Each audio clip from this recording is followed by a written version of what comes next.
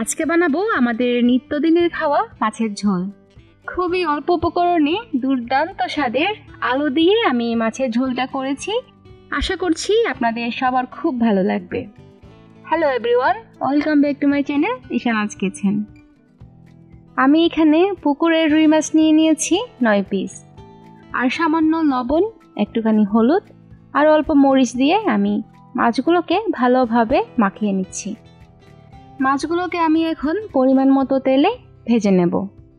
বেশি তেল দেওয়ার দরকার নেই, যদি আপনি ননস্টিকের হাঁড়িতে করেন তাহলে অল্প তেলেই ভেজে নিতে পারবেন। দেখুন আমি 4 থেকে 5 মিনিট মাছগুলোকে ভেজে নিয়েছি, এখন তুলে রাখছি। সেম প্যানে আমি বাকি রান্নাটাও করব। দিয়ে দিচ্ছি পেঁয়াজ কুচানো। আমি আর কোনো এক্সট্রা তেল ইউজ করিনি, আর এই তেলের মধ্যে যেহেতু মাছটা ভাজা হয়েছে তাই মাছের সব ফ্লেভার কিন্তু এই তেলেই আছে। তারপর অ্যাড করে দিচ্ছি আগে থাকতে কেটে রাখা আলু। মাছ ভাজার সাথে সাথে আপনি চাইলে কিন্তু আলুটাকেও ভেজে নিতে পারেন। আর সাথে আমি 2টো টমেটো কুচানো দিয়ে দিয়েছি। টমেটোগুলো এখন আলুর সাথে ভালোভাবে ভেজে নেব।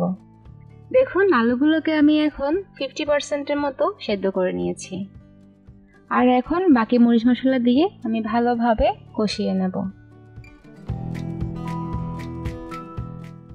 দিয়ে দিচ্ছি 1.5 চা চামচ আদা বাটা, 1 চা চামচ রসুন বাটা, 1 চা চামচ হলুদ গুঁড়ো আর 1 চা চামচ মরিচ গুঁড়ো। কাশ্মীরি মরিচের গুঁড়ো দিয়েছি 1 চা চামচ। এই মরিচের গুঁড়োটা দেওয়ার কারণে দেখবেন আমাদের তরকারির কালার খুবই সুন্দর এসেছে। আর দিয়েছি 2 চা চামচ ধনে গুঁড়ো আর 1 চা চামচ জিরে গুঁড়ো।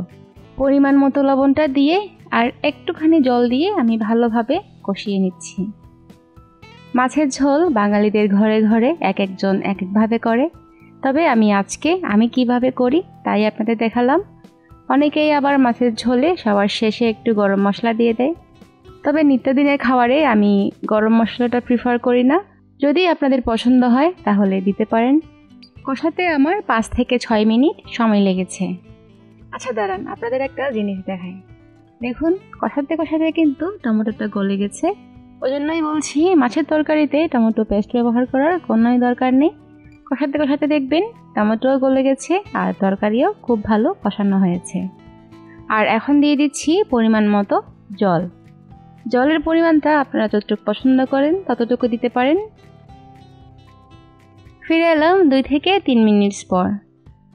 মাছের তরকারিতে আমার সফট আলু খুবই পছন্দ, আর আলু যদি আপনার তরকারিতে ভেঙে যায় তাহলেও কোনো টেনশনের দরকার নেই, কারণ এতে তরকারির টেস্ট আর ঝোলের টেস্ট আরও দ্বিগুণ হয়ে যায়। জলটা ভালো ফুটে গেছে, এখন আগে থেকে ভেজে রাখা মাছগুলো দিয়ে দিচ্ছি। মাছগুলো দিয়ে আমি 6 থেকে 7 মিনিট রান্না করব।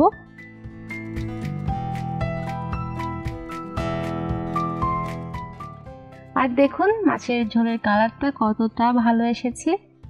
আর এমন না যে শুধুমাত্র কাশ্মীরি মরিচের জন্য কালারটা এতটা ভালো এসেছে। যদি আপনি মরিচ মশলা ভালোভাবে কষিয়ে রান্না করেন তাহলে দেখবেন আপনার তরকারির কালার আমার থেকে ভালো আসবে। আচ্ছা, ভিডিওটা যদি ভালো লাগে তাহলে অবশ্যই একটা লাইক আর সাবস্ক্রাইব করে দেওয়ার অনুরোধ রইল। সবাই ভালো থাকবেন, থ্যাংক ইউ। আর যদি আপনারা তেলাপিয়া মাছ খেতে ভালোবাসেন তাহলে এই রেসিপিটা দেখতে পারেন। Thank you.